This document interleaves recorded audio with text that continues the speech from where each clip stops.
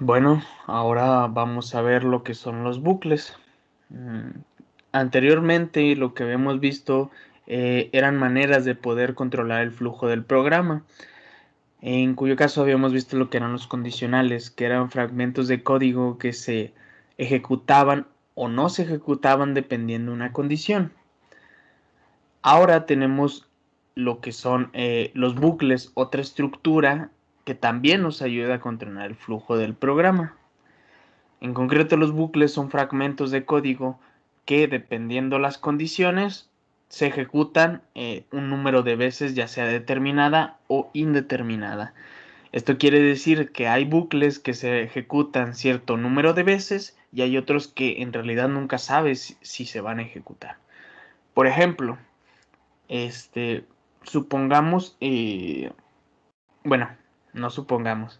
Por ejemplo, cuando nosotros estamos en alguna red social, antes lo que pasaba cuando querías meter tu contraseña, este, pues y te equivocabas, tú podías intentar contraseñas un número, vamos a decirlo así, infinita de veces.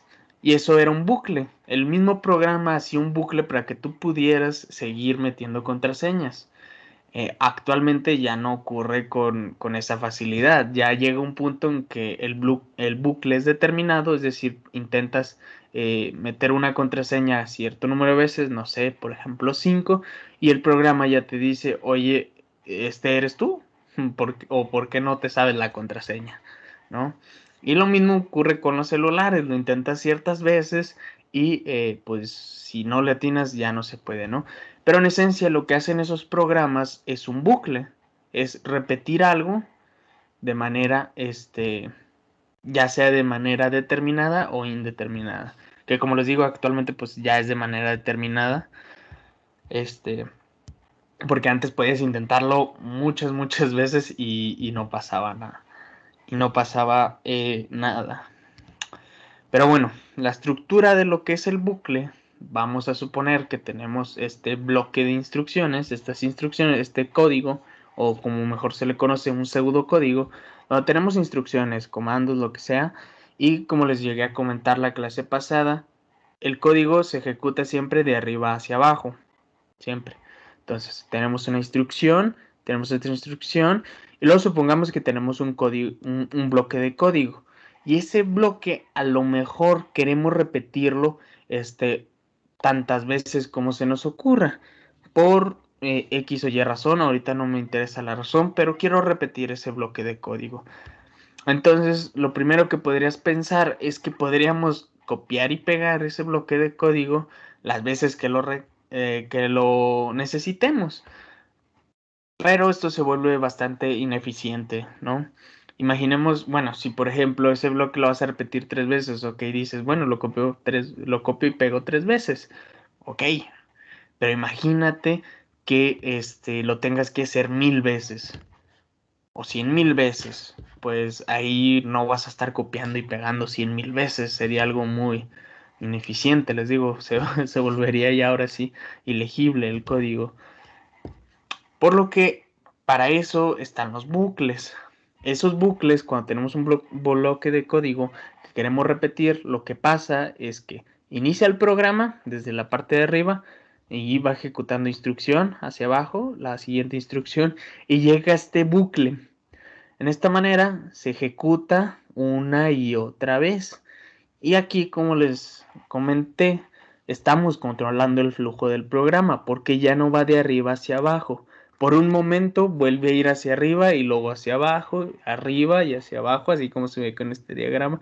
Ah, Va hacia arriba y hacia abajo. Y ya dependiendo si es un bucle determinado o indeterminado, pues va a continuar con las siguientes instrucciones. Entonces, en esencia, esos son los bucles.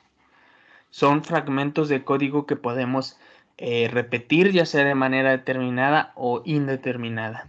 Para eso, pues vamos a ver nuestro primer bucle, que es el bucle for. El bucle for es un bucle que está determinado, es decir, que se ejecuta cierto número de veces. Este, Quizás ya lo hayan visto, por ejemplo, en C o en C++. Y lo que pasaba con estos bucles es que utilizábamos algo que le llamamos variable contador. Y esa variable iba desde un número hasta otro número. Pero en Python, a pesar de que se puede replicar eso, no ocurre lo mismo. En Python la estructura del bucle for es un poco distinta, pero a mi consideración es más entendible, tiene una definición más intuitiva, vamos a decirlo así. El bucle for en este caso se define como se ve aquí: for var, que var es la variable de iteración, es decir, es la que va a ser una cosa y luego otra. Es esa variable que se va a ir repitiendo. Por ejemplo, cuando teníamos C o C++, la variable que generalmente utilizan es i, y decían, bueno, i va a ir desde 0 hasta menor o igual que 10, y entonces se ejecutaba el código y primero era 0 y luego 1, 2 y así sucesivamente, ¿no? Pero en este caso, esta variable también puede ser cualquiera y lo que sea ya depende de cómo tú la quieras definir. Pero luego aquí viene la diferencia. La sintaxis en Python es for, var, variable de iteración, in, este operador que ya habíamos visto, que es un operador, ahorita no recuerdo qué tipo de operador era, pero luego dice in objeto, y este objeto puede ser cualquier objeto que se pueda iterar, o cualquier objeto que tenga cierto número de elementos. Por ejemplo, una lista, una tupla o incluso una cadena de texto. Pero ahorita lo vamos a ver mejor con un ejemplo. Y al menos para mí esto tiene mayor intuición el bucle for. Al principio, si tú ya tienes conocimientos de programación en otro lenguaje, el bucle for puede ser difícil de entender porque ya estás acostumbrado a una definición, ¿sí? Pero vamos a ir entendiendo a qué se refiere eso, que es una forma de iterar sobre una secuencia o un objeto, un elemento, ¿sí? Pero como les comentaba, este objeto, como pueden ser listas, tuplas o cadenas de texto, pues deben darse cuenta que, por ejemplo, la lista siempre tiene un número definido de elementos. Por lo tanto, el bucle va a tener un cierto número de veces que se va a repetir. Después utilizamos ya lo clásico, los dos puntos, y luego indentamos y van toda la instrucción. Todo lo que esté indentado va a ser parte del ciclo for. Van a ser las instrucciones que se van a repetir cierto número de veces. Bueno, es sencilla todavía la sintaxis, pero pues hay que entenderlo un poco más. Para eso, creo que mejor vamos a pasar al código.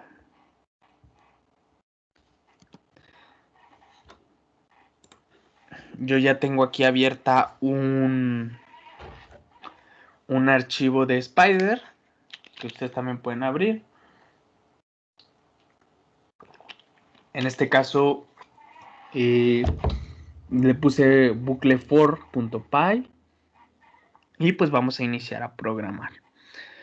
Imaginemos que tenemos una lista, por ejemplo, números, así lo voy a poner a la lista, números igual a 1, 2, 3, 4, 5, 6.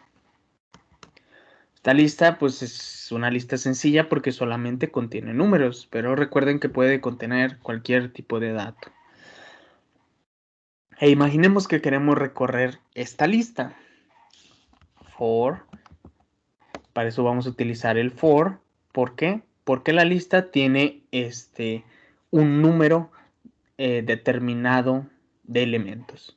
Si quiero recorrer esa lista, pues nada más lo tengo que hacer un cierto número de veces.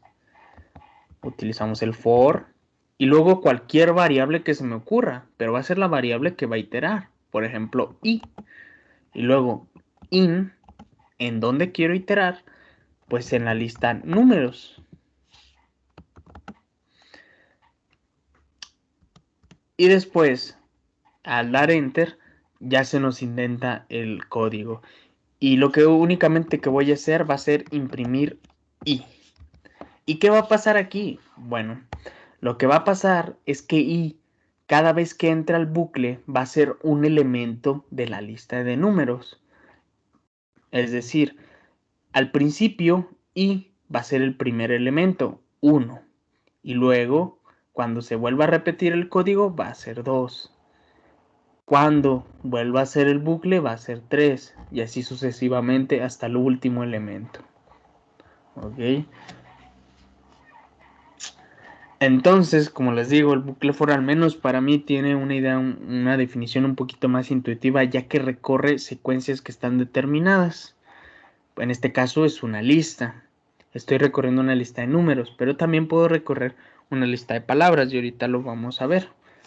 Si corro el programa, pueden ver que me imprime cada uno de los elementos de la lista. 1, 2, 3, 4, 5 y 6. ¿Sí? Pero como les comentaba, también pueden ser listas o, ¿cómo se llama? Listas que solamente contengan palabras. Voy a abrir otro ciclo for y le voy a poner palabra. En este caso esa va a ser la variable de iteración, la variable que va a iterar en el elemento que tenga más bien, en la estructura de datos que tenga cierto número de elementos. For, palabra, in, y en este caso voy a iterar sobre una lista que solamente tenga palabras. Ya para este caso voy a definir la lista en el mismo ciclo for. Aquí lo que hice primero fue definir la lista y luego ponerla aquí dentro del ciclo, dentro de la sintaxis, pero también lo podemos hacer así. Poner la lista aquí, pero para esto voy a poner hola, la palabra hola, Python, voy a poner Fukufum y también voy a poner mi nombre, Luis. ¿Sí? Entonces, en esencia lo que va a pasar es que este ciclo for va a iterar esta lista que tenemos aquí y primero la palabra va a ser hola, y luego Python, y luego Fukufum, y luego Luis. ¿Sí?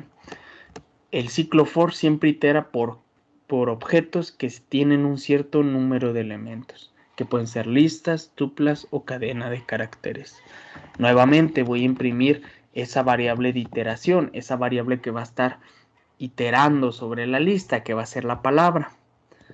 Corremos el programa y como pueden ver, primero genera el primer ciclo for de números y luego el de palabras. Ahora, para separar estas iteraciones, voy a imprimir un salto de línea para que no estén juntas, que como ya saben es el diagonal n, ¿no? Así damos un salto de línea y para que lo veamos, pues simplemente corremos y ya aquí está el salto de línea, ¿no? Perfecto. Ahora, imaginemos que nosotros queremos imprimir igual los elementos de la lista, pero no queremos que estén saltados de línea, es decir, que no se escriban en líneas diferentes. Queremos que todo se escriba en el mismo renglón. Para eso, a esta función print le vamos a agregar algo más. Le vamos a poner coma, le vamos a poner end. Que en esencia esto quiere decir al final, es decir, al final que yo imprima esto, ¿qué quieres que imprima? Y lo que quiero que imprima al final nada más es un espacio.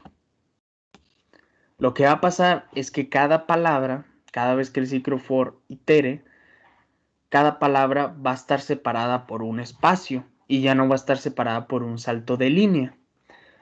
Cuando no ponemos este end, Python de manera automática lo toma que el end es un salto de línea. Entonces, si tú lo pones y lo defines, por ejemplo, solamente como un espacio, lo que hace es que pues te va a dejar el espacio y todo se va a imprimir en una misma línea. ¿Sí? Y vamos a correr el programa. Y como pueden ver, aquí todo se imprime ya en la misma línea. Y como les comentaba, cuando no ponemos esto de manera